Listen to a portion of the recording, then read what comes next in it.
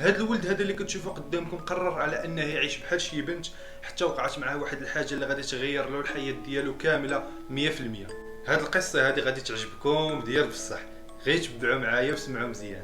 هاد الشخص هذا اللي كتشوفه قدامكم كان شاب فرنسي اسمه فاريكوس، وكان شاد جنسيا يعني الوان، وكان كيعجبو دائما على انه يدير المكياج ويهدر بحال شي بنت ويتحرك بحال شي بنت ويدير الحركات بحال شي بنت. حتى لواحد النهار سمع فاريكوس بالدين الاسلامي ومشى كيقلب فيه شويه، جرو لعندو وعجبو بزاف الدين الاسلامي. ومن بعد واحد الرحله طويله ديال البحث في الدين الاسلامي، فاريكوس صافي كيقتنع بالدين الاسلامي وكيدخل للدين الاسلامي، ومسح جميع الصور ديالو اللي كان لايحهم من قبل، وما بقاش كيلبس اللباس ديال البنات، وما بقاش كيدير المكياج، وما بقاش كيدير داك الافعال كامله. وماشي غير هادشي، بانت واحد الصور ديالو وهو هاز المصحف وكيلبس الجلباب وكيمشي باش يصلي.